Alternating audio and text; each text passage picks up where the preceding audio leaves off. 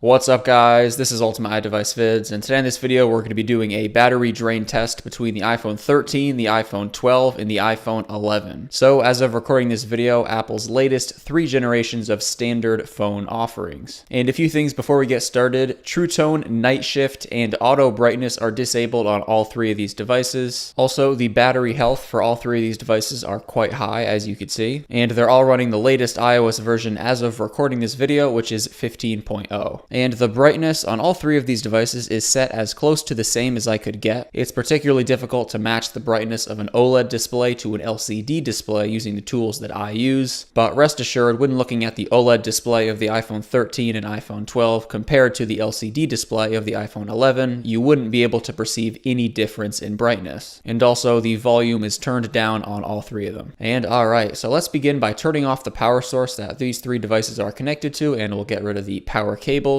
And we're going to kick things off with 1 hour of YouTube video streaming. So we're going to load up the very same YouTube video on all 3 of these devices, and we're going to make sure it's full screen on all of them and that it's set to 1080p quality on all of them. And we'll just let it stream for an hour. And after a full hour of YouTube video streaming, checking in, the iPhone 11 is at 96%, the 12 is at 98%, and the 13 is at 99%. So all performing very similarly, not losing very much percentage, but as you're seeing, the newer the device is, it's doing a little bit better than the previous generation. Next up, we're going to head on over to Instagram for 1 hour of looking at stories and posts. For the first 10 minutes, we're going to be looking at stories, and for the remainder of the hour, we're just going to be scrolling through posts. And as I often do, I just want to take a moment to say that there's a variety of factors that contribute to how your battery life is going to be. Of course, what you do on your device, the age of the battery in your device, and just a whole host of other factors. And of course, I always do my best to control as many variables as I can to get the most accurate results, but there's always going to be minor things that maybe throw it off a little bit from device to device. So rather than interpreting these tests as hyper-detailed percent point by percent point analysis, you should interpret these videos as just gauging overall battery performance. And it's also worth mentioning that as of recording this video, the iPhone 13 is a brand new device, so some App Store applications may need to be updated to be optimized fully for the new iPhone. So things may very well get better as time goes on for the new iPhone 13. And checking in after a full hour of Instagram, the iPhone 11 is at 87%, the 12 is at 89%, and the 13 is at 92%. So all devices are performing very well at this point, with once again just that same little advantage with each newer generation. So next up, we're going to head on over to Minecraft for 1 hour of gameplay. And checking in, the iPhone 11 is at 58%, the 12 is at 67%, and the 13 is at 66%. So interestingly enough, the iPhone 12 is showing as 1 percent point ahead of the iPhone 13. But all 3 devices are still performing quite well and pretty similarly to one another overall. So next, let's head on over to Safari for an hour of web browsing. So we're going to be loading new web pages and scrolling through web pages for an hour. For the first 30 minutes, we're going to be doing this on apple.com, and for the second 30 minutes, we're going to be doing this on theverge.com. And checking in after an hour, as you can see, the iPhone 11 is at 48% and the iPhone 12 and 13 are at 58%. So between the iPhone 11 and both the 12 and 13, a 10 percent point difference. So next up, we're going to head on over to Subway Surfers for 30 minutes. So we're just going to play the game continuously for 30 minutes on all 3 of them. And checking in after 30 minutes of Subway Surfers, the iPhone 11 is at 41%, the 12 is at 52%, and the 13 is at 54%. So the 13 pulled a little bit ahead of the 12, and overall the same trend is continuing, with the 12 and 13 being around 10 percent points ahead of the 11. Next, we're going to head on over to Temple Run for 10 minutes of playing the game, with ads appearing in between each round as well. And checking in after Temple Run, the iPhone 11 is at 38%, the 12 is at 50%, and the 13 is at 52%. So once again, the same trend is continuing. So next up is PUBG. We're going to head on over to the application and we're going to play PUBG for 1 hour. And checking in after a full hour of PUBG, the iPhone 11 is at 18%, the 12 is at 32%, and the 13 is at 39%. And alright, so with the first round of the battery test complete, we're going to head back to YouTube for another hour of streaming that very same video at, once again, 1080p quality and full screen. And after the second hour of YouTube video streaming, the iPhone 11 is at 7%, the iPhone 12 is at 25%, and the iPhone 13 is at 33%. So while the 11 is getting pretty low, the 12 and 13 are still remaining neck and neck, with the 13 having the lead. So we'll head on over to Instagram for our second hour of looking at stories and posts. Once again, for the first 10 minutes, we're going to be looking at stories, and for the remainder of the hour, we'll be scrolling through posts. And 7 hours and 28 minutes into this test, test, the iPhone 11 dies. And checking in on the 12 and 13 after a full hour of Instagram, as you can see, the iPhone 12 is at 15% and the 13 is at 25%. So an exact 10% point advantage on the iPhone 13. So we'll head on back to Minecraft for our second hour of gameplay. And 8 hours and 23 minutes into the test, the iPhone 12 dies. And just under 20 minutes later, the iPhone 13 finally dies at 8 hours and 42 minutes into the test. So there you guys have it for the battery drain test. And I definitely say all three of these performed very well in this test. And lastly, I want to run a 12-hour standby test. So this tests how well these devices are able to hold a charge when asleep. And once again, as I said earlier, this test also largely depends on a variety of factors. Of course, any processes that you have running in the background, notifications you're getting on your device, cell signal strength, and a whole host of other factors. In this example, this is just a very controlled test with no SIM cards in any of these phones. They're all connected to the same Wi-Fi network, and they all have the very same notification settings configured, as you could see. So with all devices charged back up to 100%, we'll go ahead and turn off the power source that these devices are connected to, and we'll get rid of the cables once again, and we'll just put all three devices to sleep, and we'll start a stopwatch and check back in after 12 hours. And checking in after a full 12 hours of standby, the iPhone 11 is at 98%, the 12 is at 99%, and the 13 is at 100%. But alright guys, that just about wraps it up for this video. As you see throughout this test, all devices have performed quite well. As always, if you guys use any of these devices, let me know down below in the comment section how the performance has been for you. Thank you guys so much for watching this video, and I'll catch you in the next one.